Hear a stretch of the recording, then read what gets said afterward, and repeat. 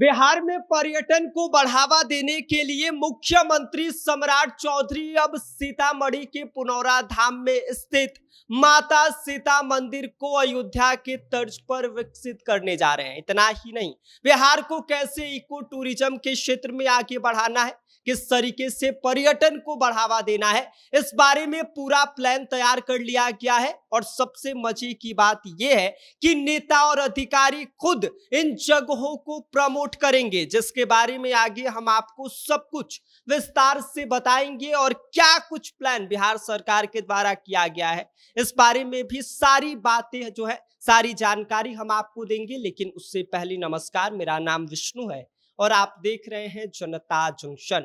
आपको बता दें कि अब पूरी तस्वीर बदलने वाली है, क्योंकि बिहार सरकार ने साफ कर दिया है कि अब बिहार में पर्यटन का विस्तार किया जाएगा। आपको बता दें कि सम्राट चौधरी की अध्यक्षता में एक हाई लेवल मीटिंग का आयोजन किया गया था, जिस मीटिंग के थ्रू जो कुछ प्लान बिहार के पर्यटन को बढ़ावा देने के लिए तैयार किया गया है, वो सीधे पर्यटन सेक्टर को नीचे से ऊपर पहुंचा देगा।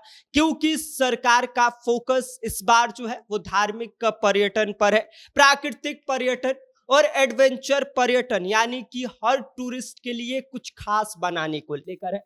सबसे पहले बात शुरू करते हैं इको टूरिज्म को लेकर। बिहार में बड़े बड़े जलाशय, तालाब, पहाड़ी इलाके और जंगल हैं, जिसकी पूरी भरमार लगी है, लेकिन अब तक इनका सही इस्तेमाल नहीं हो पाया है। अब सरकार ने तय ये किया है कि बड़े डैम और तालाबों के किनारे पीपीपी यानी कि पब्लिक प्राइवेट पार्टनरशिप मॉडल के थ्रू जितनी भी प्राइवेट कंपनियां हैं उनके साथ मिलकर रिजॉर्ट, पार्क, बोटिंग जोन और वाटर स्पोर्ट्स जोन तैयार किए जाएंगे। मतलब अब बिहार में भी लोग फैमिली ट्रिप, पिकनिक और एडवेंचर का मजा ले सकेंगे। इतना ही नहीं, पर्यावरण विभाग को साफ आदेश दे दिया गया है कि तालाबों और जलाशयों के आसपास बड़े पैमाने पर पेड़ लगाए जाए, यानी कि हरियाली भी बढ़ेगी, पर्यावरण भी सुधरेगा और पर्यटन भी इससे चमकेगा। दूसरी ओर वहीं बात किया जाए, वेटलैंड क्षेत्रों को बायोडाइवर्सिटी पार्क के रूप में विकसित किया जाएगा, जहां पर लोग प्रकृति के साथ घूम सकेंगे,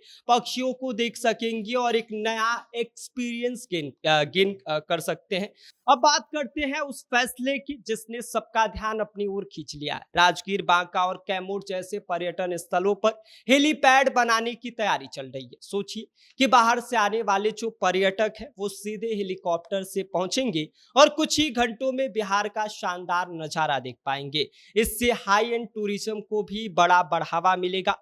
अब बात करते हैं धार्मिक प्रोजेक्ट को लेकर। आपको बता दें कि सीतामढ़ी के पुनौरा धाम में स्थित माता सीता मंदिर को लेकर भी सरकार ने बड़ा फैसला लिया है। सरकार इसे अयोध्या मॉडल पर विकसित करने जा रही है और इसको लेकर एक डेडलाइन भी जारी कर दिया गया है। 31 मार्च 2028 तक सारे काम पूरे कर लिए जाएंगे, जिसमें मंदिर परिसर से लेकर पूरे क्षेत्र का विकास जो है वो शामिल है।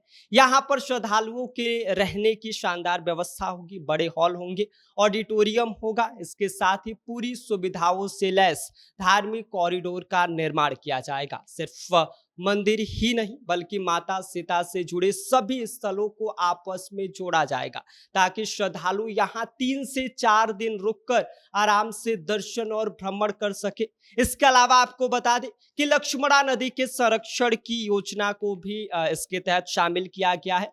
वही सीता कुंड और उर्विजा कुंड जैसे पवित्र स्थलों का भी विकास होगा, लेकिन उनकी धार्मिक पहचान से कोई छेड़छाड़ नहीं किया जाएगा। सरकार का फोकस सिर्फ एक धर्म तक सीमित नहीं है, जैन सर्किट को भी विकसित करने की तैयारी है। जैन समाज के लोगों से सुझाव लेकर ऐतिहासिक जैन स्थलों का संरक्षण और उनका विकास किया जाएगा, ताकि बिहार का आध्यात्मिक पर्यटन और मजबूत हो सके। और सबसे दिलचस्प बात यह है कि अब सिर्फ पोस्टर और विज्ञापन नहीं चलेंगे, बल्कि खुद मंत्री जी, विधायक जी, अधिकारी उन जगहों पर जाएंगे, उन जगहों का निरीक्षण करेंगे, टूर करेंगे और लोगों को बताएंगे कि यह घूमने लायक जगह क्यों है? यानी कि साफ है कि आने वाले समय में बिहार सिर्फ रोजगार नहीं देगा बल्कि पर्यटन के नक्शे पर धमाका करेगा। अब देखना ये होगा कि ये प्लान जमीन पर कितनी तेजी से उतरता है, क्योंकि अगर सही तरीके से काम हुआ तो आने वाले समय में बिहार एक टूरिज्म का बड़ा हब बन जाएगा। बाकी आप इस पूरी खबर को लेकर क्या सोचते हैं? सरकार ने जो कुछ इस पर फैसला लिया है उस पर आपकी क्या कुछ प्रतिक्रिया है? अपनी राय हमें कमेंट कर दीजिए। आप देख रहे हैं जनता जंक्शन, मेरा नाम विष्णु है।